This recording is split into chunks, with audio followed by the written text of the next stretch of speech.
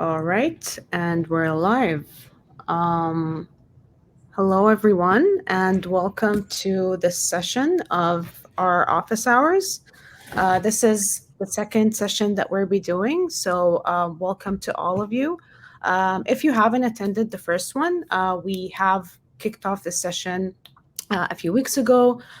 This is going to be just a number of biweekly office hour sessions that we will be doing for different users of RudderStack, and mostly to support our community with any questions that they have, and also to kind of have a way for us to share any really cool updates about our product, and also a chance for all of you to ask questions and provide us with any feedback. So essentially, each one of those sessions is going to have a specific topic and a theme. So the one that we will be talking about today is around reverse ETL. So how do we do data activation? How do we utilize the data once it's in the warehouse through reverse ETL? All right, then let's take a look at what the agenda will be for today. We'll do an introduction. You'll hear a little bit more about who our team is. And then we'll get started directly with the talk for today, which again is going to be around reverse ETL. We'll share a number of use cases that we see reverse ETL being used in, and also a demo of how we can implement that through RudderStack. So at the end, we're also going to be doing opening it up for any questions and answers, and those are like open to really anything. Doesn't really need to be related to the topic of reverse ETL. The intention of this is to be kind of open question and answers around anything you have and anything related to RudderStack essentially. So, with that, then let's kick it off with an introduction to our team. I can go ahead and get started. My name is Sarah. I'm with the developer relations team here at RudderStack, and my job really is to support our developer community in everything related to creating content, getting feedback, and just making sure the whole developer experience is much smoother and much better for everyone. I'm super passionate about everything related to data. Currently, I'm really interested in data governance topics and data orchestration, and of course, open source. Super excited to be here with this awesome team. Sander, feel free to introduce yourself as well. Hello, my name is Sander. I'm in the marketing team here at RudderStack. I've only been here for about 4 months, so relatively new to RudderStack. Um, but yeah, excited to join you all for this office hours session, which is also kind of an experiment for us. Um, yeah, so that's me. I'm based in California, based in Berkeley. So yeah, I'll let it Srikanth or Ranganath or Pradeep also say hi. Hi, folks. I'm Pradeep. Hi, I'm Uh, Sri. yeah. Sure, go ahead, Srikanth. Hi, I'm Srikanth. I work as a software engineer here in RudderStack as part of the infrastructure team. Please let me know if you have any questions around deploying the open source RudderStack in your cloud environment, and I can help. Thank you. Ranganath, do you On want to to go? you, Pradeep. Oh, hi, I'm Ranganath. I work with the customer success team at RudderStack. I've been here for 5 months now, so it's been like a great learning. And I work with the open source community a lot. So, any questions you have regarding RudderStack or any other issues that you're facing, please feel free to hit me up on the open source community. Thank you. Awesome, Pradeep. Okay. Hi, everyone. I'm Pradeep. I work in developer relations team. My core focus area is the open source project. And if you have any questions related to that, if you want to contribute to open source, if you have any feedback, for open source or documentation, do share it with me, and let's together make RudderStack better. And any feedback you have related to developer experience, I'm all ears and I want to fix that. That's awesome. Thank you very much. So yeah, as you've seen, there's this, like a diverse team. Different. We all come from like different small teams within RudderStack, and we're really here, happy to support you with questions or anything new that you'd love to hear. And that's really what those sessions are intended for. All right, then let's go ahead and get started. I guess with the theme, the topic that we have for the day, which is again mostly talking about reverse ETL.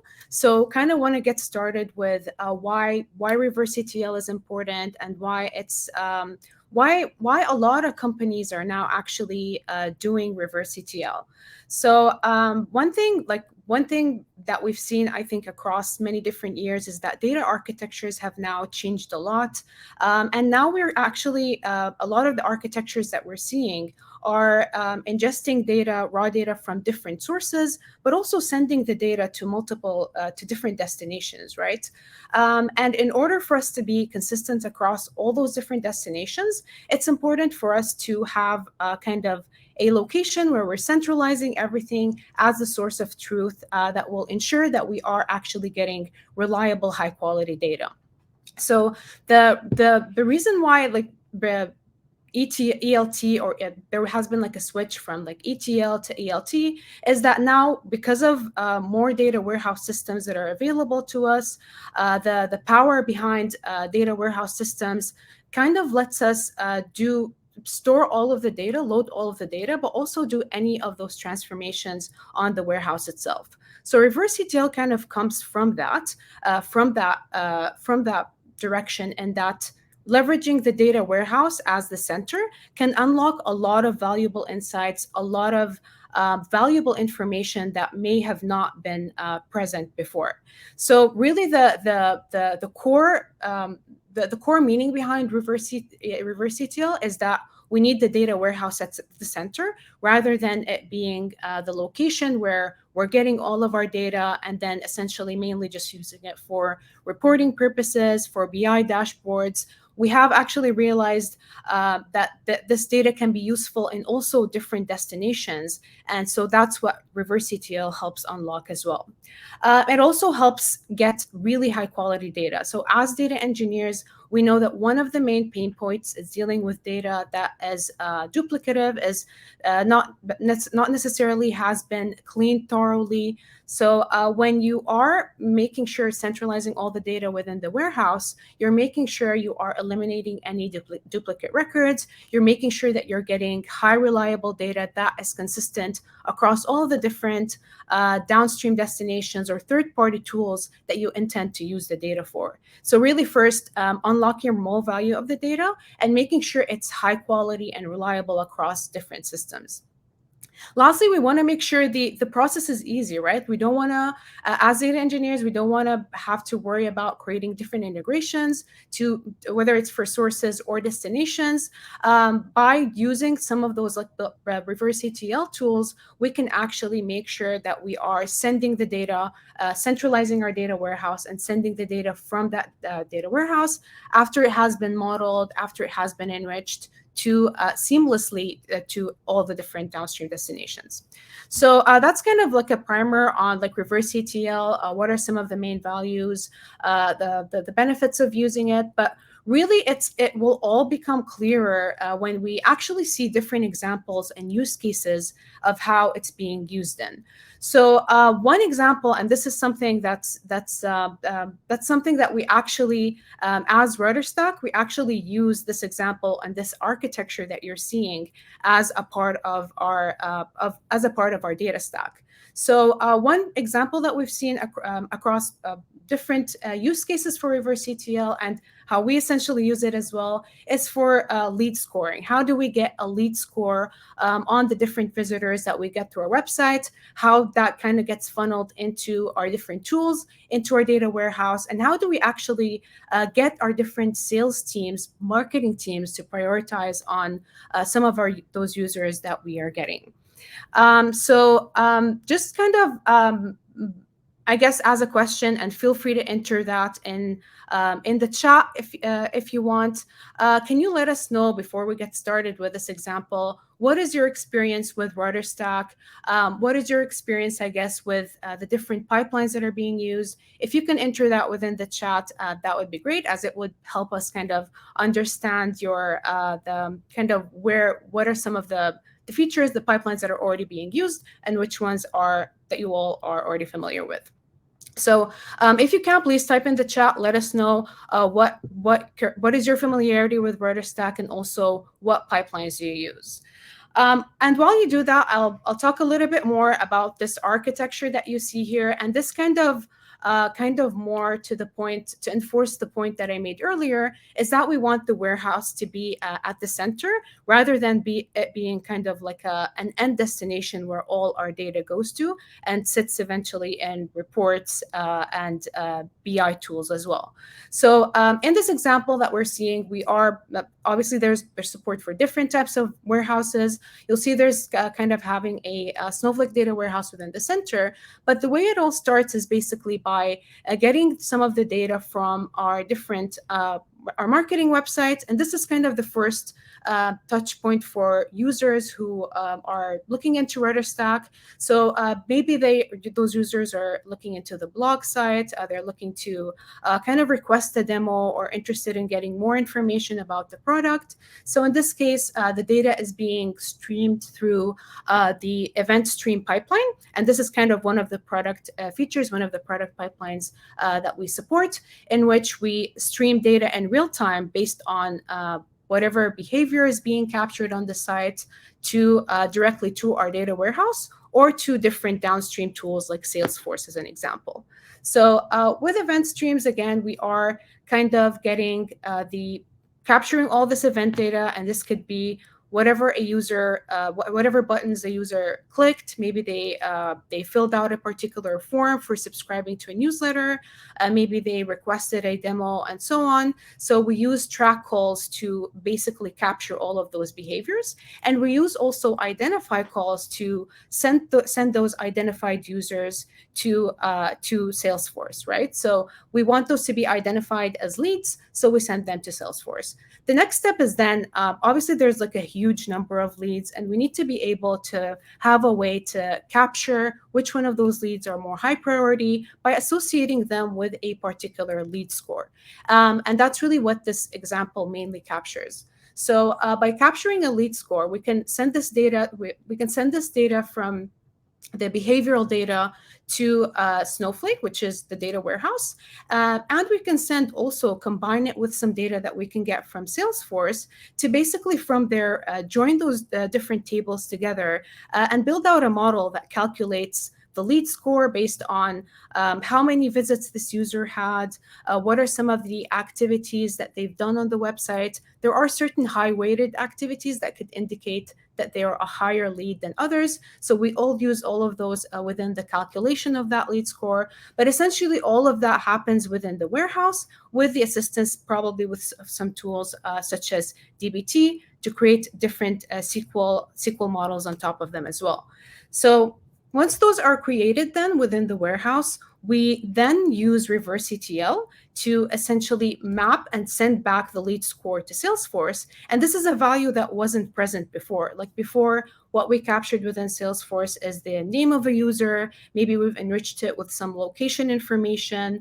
But the lead score value is something that we calculated within the warehouse. So this type of enrichment, this added value or added column can now be sent through Reverse ETL as a new column within that table, which will be the lead score and associated with our Salesforce data as well, so that our sales team, our marketing team can take a look and identify different leads by their lead score.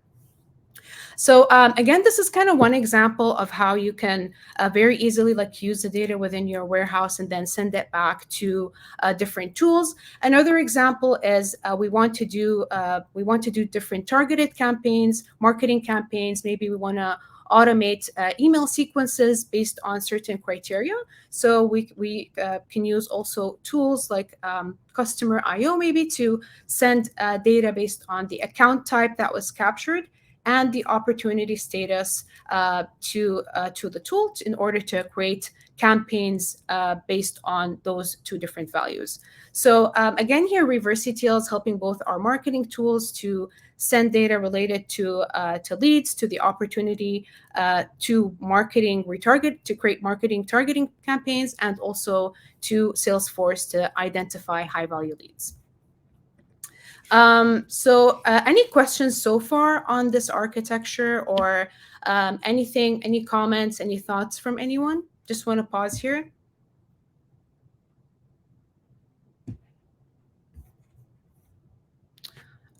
Also, like at the end of the session, I will share a number. We have a lot of really interesting blog articles around kind of best practices and how we've implemented our stack at RudderStack. So I'll share some of those at the end, and you can take a look as well to expand more on those use cases.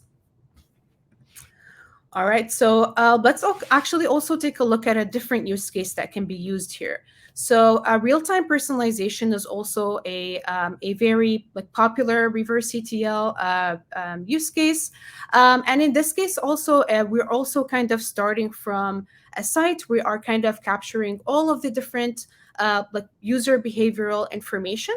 And this could be through any of the SDKs that are supported. It could be from a mobile application or from an iOS application.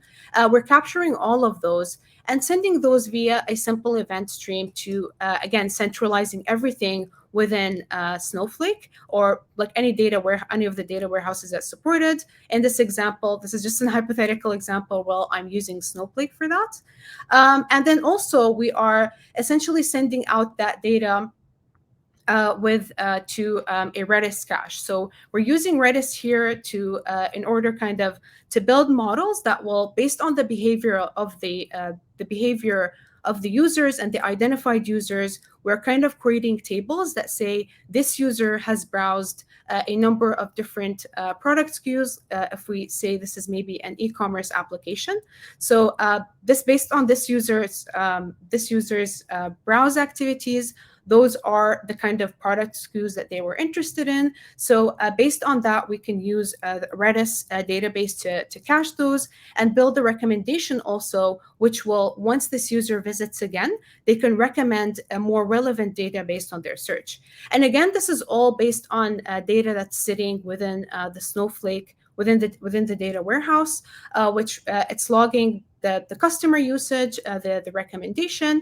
and then using reverse ETL essentially to send it back to the users. And then again, this might be using either. And then our website can be communicating directly with the recommendations within Redis to kind of capture those recommended values as well. So again, real-time personalization is also definitely a use case that that reverse ETL can be used in as well. All right, so now let's actually get into a demo of how this all can be set up within RudderStack.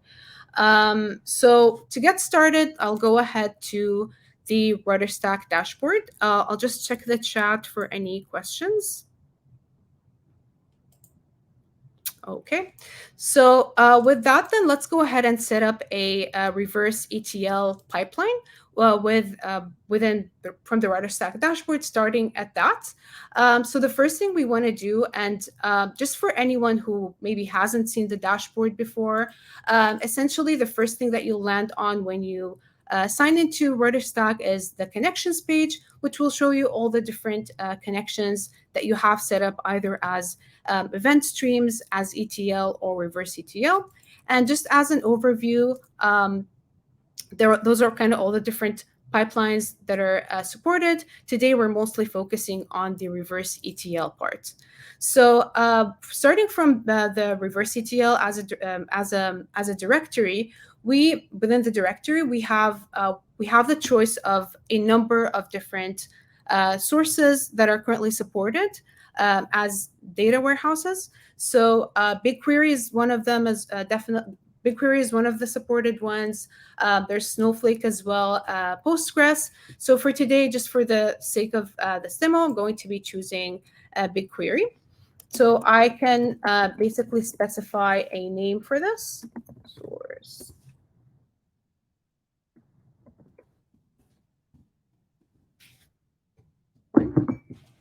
And then I can go ahead and click on continue. So once you click on continue, you have the option of choosing either from a table or a model. So table essentially just, it would be like a table that already exists within your data warehouse. So you can basically select any of those tables, but that would essentially be the start that you'll have for your reverse ETL pipeline, or you can choose a model. And I'll talk about models in a bit, but just kind of a brief overview of them. This is essentially a result set of a SQL query that you can associate with your reverse ETL pipeline. So instead of like querying an entire table, I can say I want to, based on this model, which is really just a like a SQL query, I want that result set to be sent to whatever destination.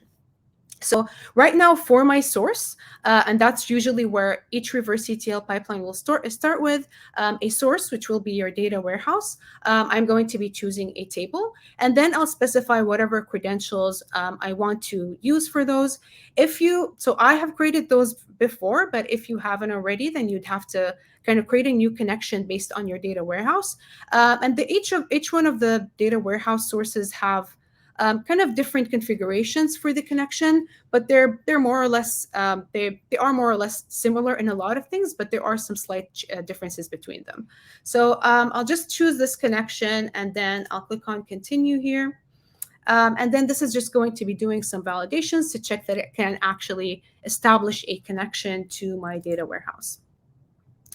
And then I can the reverse ETL is a pipeline, right? And it can run on, it will be running on a particular schedule. So I can choose to have that either on a set interval, and the minimum time that I have for that would be 30 minutes. And in this case, it's going to be doing every 30 minutes a check on the warehouse to see for any new data that it can capture within any downstream destinations. And I can also set up when I want that to be start with.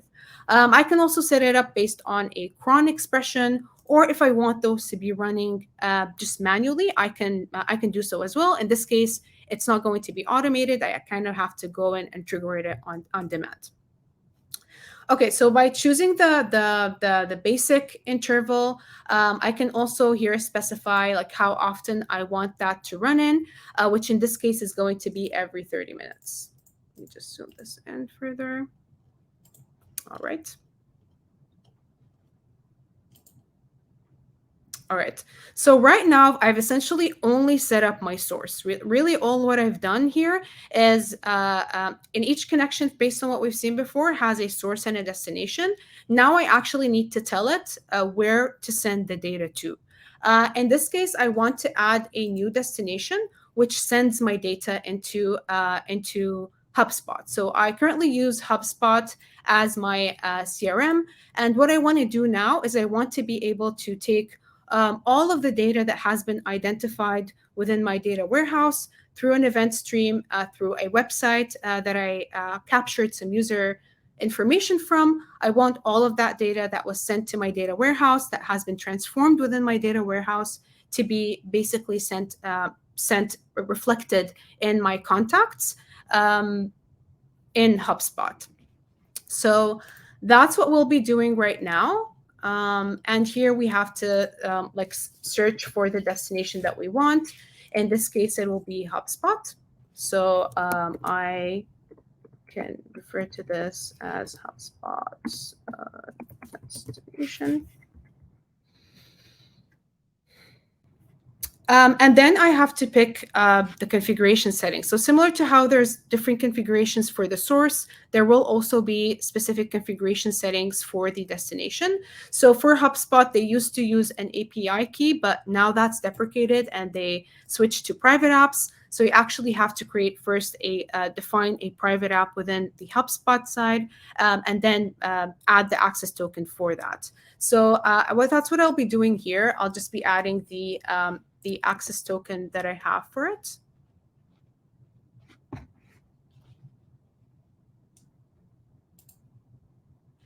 Okay, so let me switch actually and get that access token, and this will be somewhere in private apps. Okay, and since this is for a demo account, it's I guess okay to reveal that.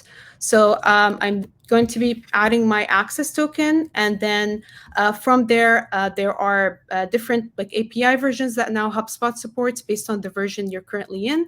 You would specify that as well, and then there's like an allow list and deny list filter, which lets us filter or which lets us allow any specific events or deny any particular events that we don't necessarily need. Like it could be as an example of some sensitive information, like credit card, but whether a credit card has been added or not, since that's not something I necessarily need for this use case, so I can just add that if necessary.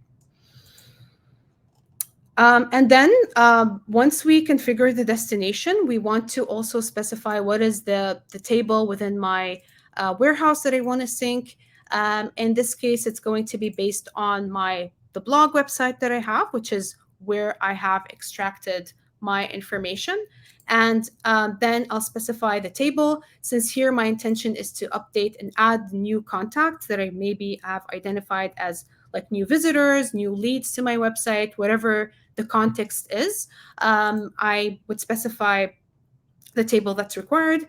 In this case, I want the users table, which if you're sending data to the data warehouse, this is a table that gets automatically created based on the warehouse schema, the warehouse, the specified warehouse schema that will have all the that will uniquely identify all the users within it. So this would be like a good candidate for me to send as a contact to HubSpot. Okay, so then I'll specify the object in which I can want to send my data to, which in this case is going to be to the contacts. And then in Reverse ETL, there are a number of different sync modes that are supported. Upsert is essentially just a delta sync. It will do incremental, add any incremental data. If the record is already there within the destination, then it will skip that. And then if not, it will really only scan for any new data that hasn't been added and update the table with any of that new data. There's also a different mode called mirror mode. And this is only supported for a number of destinations, but this will essentially take really the table as it is within the warehouse and then send it just send it the way it is, regardless. It won't do any delta checks. It will just send the data as it is to the destination. So for this destination, we only have upsert supported.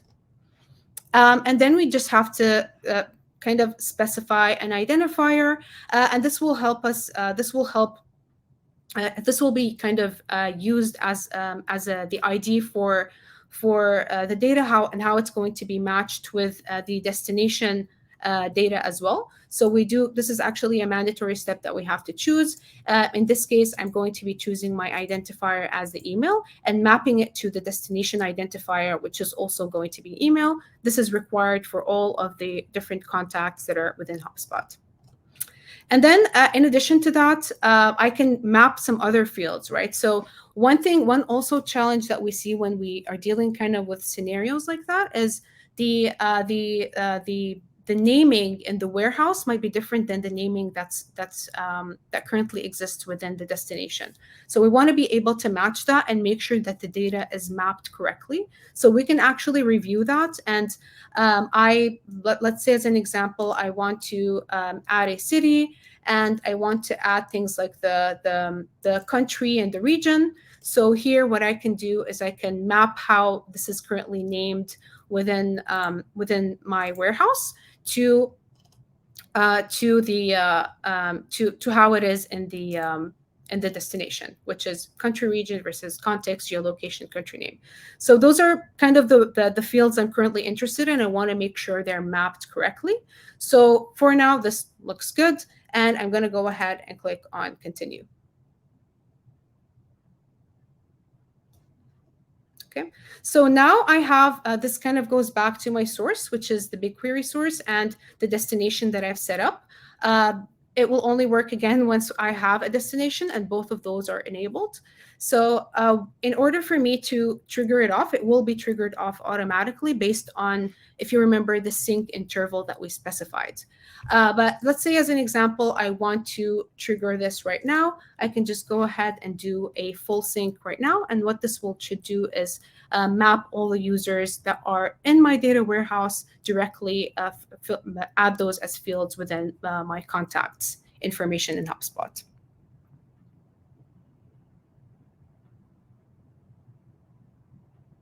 Okay, any questions while this is syncing?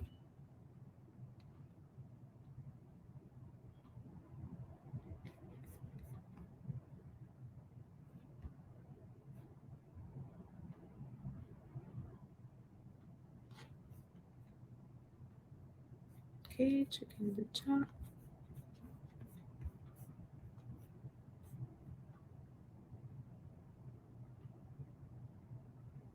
Okay, so while this is syncing, let's actually also take a look at the models, right? So one thing I specified before is that you can actually create models, like instead of creating a source that references a table, which is really what we did right now. What we can do instead is we can essentially specify a model, and this model will have to be related to, will have to be directly referencing the data that's in our warehouse.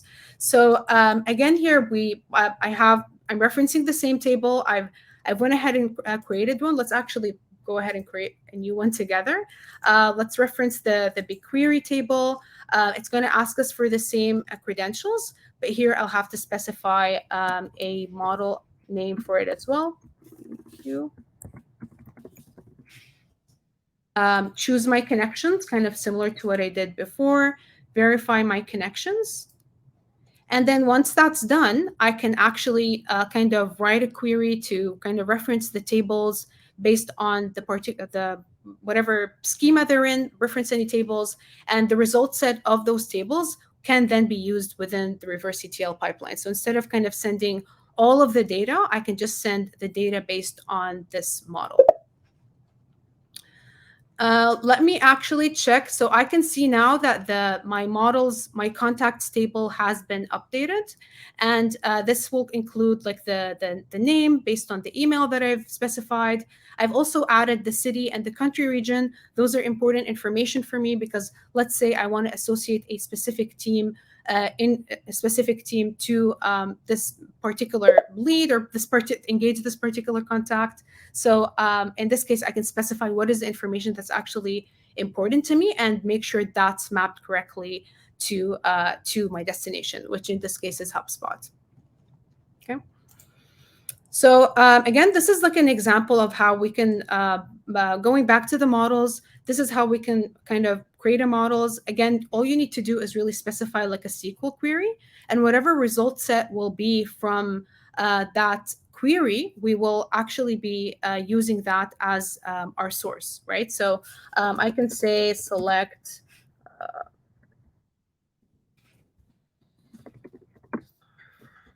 blog website tracks. Okay. So I can actually also use this to kind of get a preview of the data within my warehouse. Let's say I don't want the data here to the data which doesn't have a city and doesn't have a country region. I don't want it added to my contact list. So I've already gone ahead and created a model for that. Let me actually go back, exit from this. Okay. And this is a previous model that I've created. I basically specified within this that I only want certain values that I'm interested in for my destination. I want those to look at only those who have submitted a particular form. So have an event text as form submitted, and also have their country code as not null, right? Or I can specify, like if I'm targeting a specific region, I can also add that and filter by that. And then I'm also selecting only the attributes that I would need, which are the name, email, country, and city, and as well as the name of the event. And then I can basically run a query on that. So if I go ahead and edit my configuration, I can run a query, and I can see here that this has got me like a table for the city, the country, the email of the different users, the those who are only with the event form submitted within the actually have names with them will now be sent to my contacts list. So this is kind of also a way to define and create a specific grouping or an audience of people that I want to target and that I want to send to my destination. This can be used in like different, if I'm using marketing campaigns and I want to specify by a particular group of users with a certain attributes, this tool would be really helpful for that as well.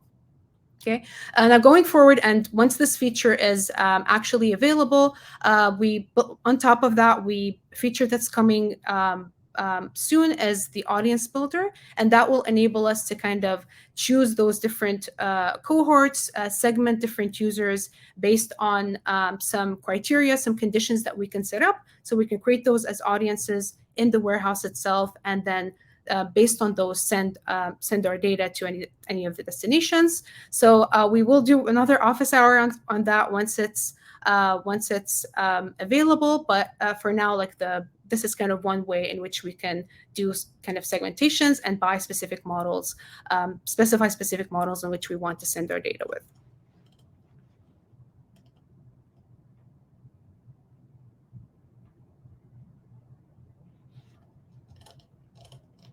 All right.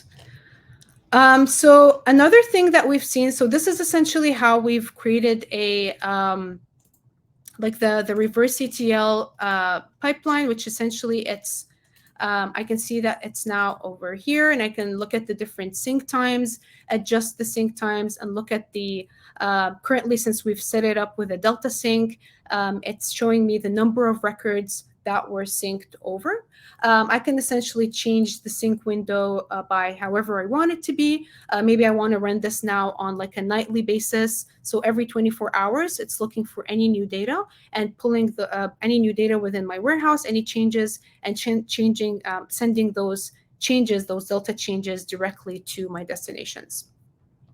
Another way is that I can implement this on a schedule is using Airflow. So Reverse ETL actually also integrates with Apache Airflow. So I can also set up a connection to my Reverse ETL pipeline. And through this connection, I can actually say that I want this to be running as a part of like a DAG that I have specified with a number of dependencies. And in which case, I want that to be running on like a sequence based on the dependencies from a different operation. Maybe it could be an ATL. So I can actually create DAGs based on that. So here I have a very sample DAG that I have created. And essentially, for those who may be not familiar with Airflow, it's mainly used for orchestration purposes, for creating different data flows and defining multiple dependencies on them. So I can actually also integrate the reverse ETL pipeline that I've created within a DAG. And there's actually like a RudderStack operator that supports this. So I can use that and define the different syncs, different dependencies that this pipeline will be running on.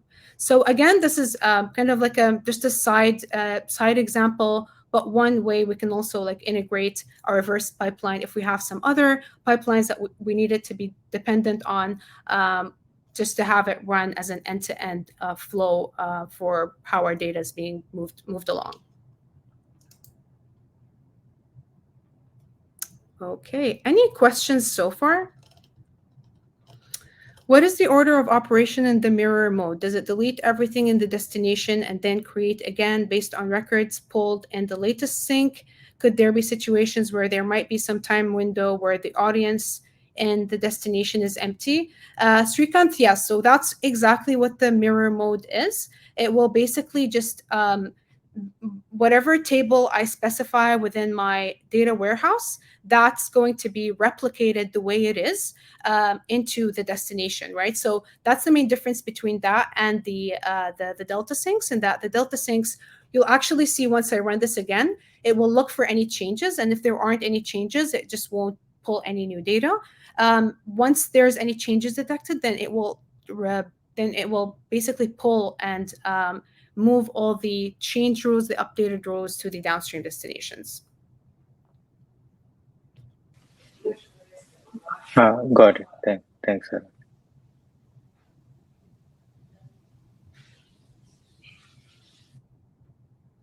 Cool. Or any other questions on this?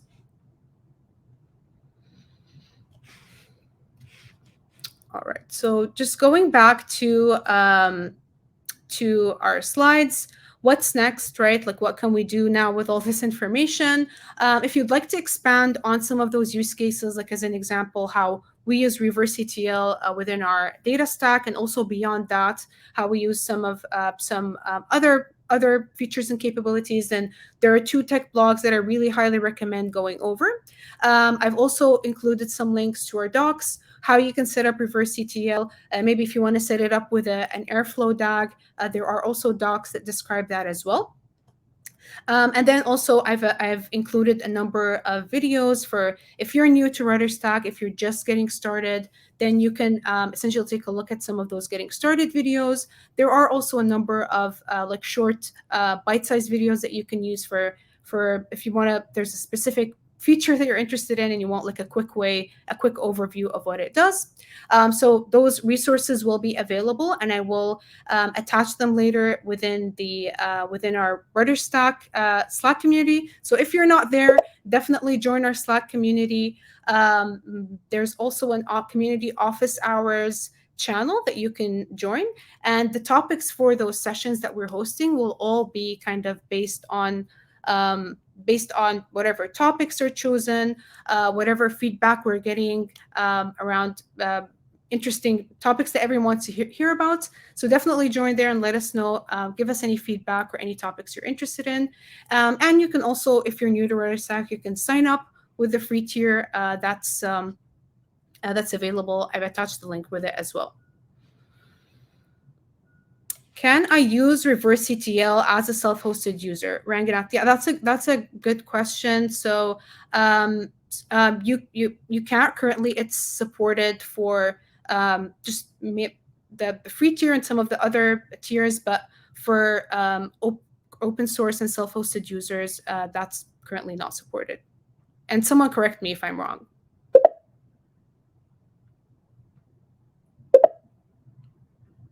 Okay. Perfect. Yeah, thank you, Sander. I think that's a very helpful link.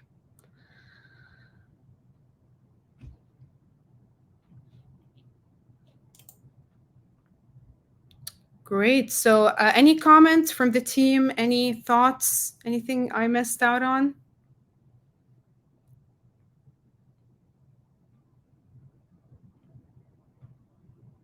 All right. So I guess then if there's nothing, then thank you all so much for joining, and definitely we'll see you on the next sessions. Yeah, have a great rest of your week, everyone. Bye. Thank you. Bye. Thanks, everyone. Bye.